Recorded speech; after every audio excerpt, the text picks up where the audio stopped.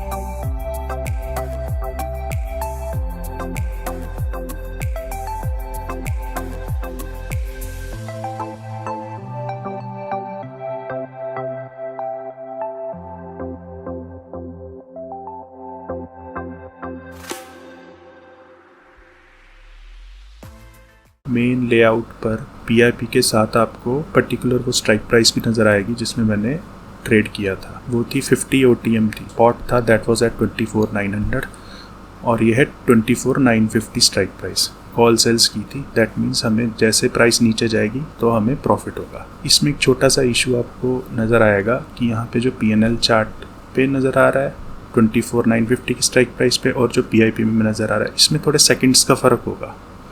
All दो minute match कर रहे हैं, 12 जैसे 12:17 है या 12:18 है, बट उसके सेकंड्स ना मैच होने की वजह से आपको PNL में छोटा सा 50 रुपये का फ़र्क नज़र आएगा। तो प्लीज़ उसको आप इग्नोर करना।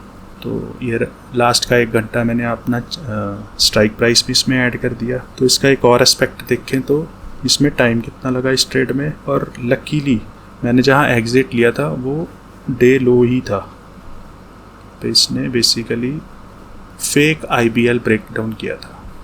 इनिशियल बैलेंस लो का एक फेक ब्रेकडाउन हुआ था। तो टाइम अराउंड 2 और 20 मिनट्स लगे थे इस ट्रेड में, और पॉइंट्स कैप्चर हुए थे अराउंड 30। जो कॉस्ट एंड नेक्स्ट एस्पेक्ट देख लें इस ट्रेड का, तो वो था कॉस्ट। तो हेज करने के बाद ये लगभग 90,000 का पड़ रहा था एक लॉट। तो जब इसको डीप OTM के साथ हेज किया था, 50 OTM कॉल सेल को 24,950 को कॉल सेलिंग की थी, तो ये लगभग 90,000 का पड़ा था। तो उस हिसाब से ROI हमारा जनरेट हो गया लगभग 2% का। जो आपको लास्ट में नज़र आएगा, ये अराउंड 2000 रुपीज़ बने थे आफ्टर डिडक्टिंग चार्जेस। ठीक है जी, देख लेते हैं एक प्रो ट्रेडर का भी एक उस दिन मैंने देखा था, ये इंट्राडे जो उन्होंने किया था, तो उन्होंने 950 पे लिया था, तो उन्होंने 950 की डाउन साइड एंट्री ली। तो उनको लगा था कि उनकी जो थ्योरी थी वो ये थी कि 920 से 945 तक बहुत अच्छा बेस बना है। तो जैसी विक बनी 950 कैंडल की ऊपर को, तो उन्हें लगा ये एट लास्ट जो कैंडल क्लोजिंग अगर रूल को फॉलो करें तो उन्होंने एक तरह से उन्हें लगा कि ये डब्ल्यू वालों को ट्रैप किया इसने 955 पर। तो उनकी 955 पे एंट्री बनी, थोड़ी देर यहाँ प्रॉफिट भी नज़र आया 10-10 पर। बट जो मैंने आपको IPL की थ्योरी पहले बताई थी, प्लस ये जो जोन है जहाँ उन्होंने एंट्री ली थी, ज़रूरी नहीं है हमेशा ही ऐसा ही होगा, because as a trader you have to think in terms of probability. Maybe अगर वो इस पाथ डिपेंडेंसी को छोड़ दे, इस पुल बैक को छोड़ दें, मे बी अगर वो होल्ड करते तो यहाँ पे 12-50 को क्या पता अपने टारगेट पे आ जाते, बट ऐसे ट्रेडिंग नहीं होती। उनके हिसाब से स्टॉप लॉस था ये ऊपर वाला EMA, तो उन्होंने जैसे ये EMA आया तो उन्होंने एग्जिट कर लिया था। और मेरा था 935 प्योर कैंडल के basis, pure current indicator, that is candle का स्विंग हाई। तो 935 का हाई जो है वो मेरा स्टॉप लॉस था। तो वो रादर यहाँ पे अगर आप ध्यान से देखोगे, यहाँ पे 1050 से 1140 तक लगभग ये 77 तक आ गया था। मेरी एंट्री प्राइस थी 81, 4-5 रुपये ऊपर था मैं। ठीक है, तो ये पुल बैक मैंने सहा था एक तरह से। साइडवेज भी एक पुल बैक होता है, थोड़ा सा आप भी चले तो वो भी पुल बैक होता है। तो फिर 1145 से मैंने इसको राइट किया लगभग 1:06 तक इसको लगभग राइट किया फिर मैंने इस पर्टिकुलर ट्रेड को। ठीक है जी।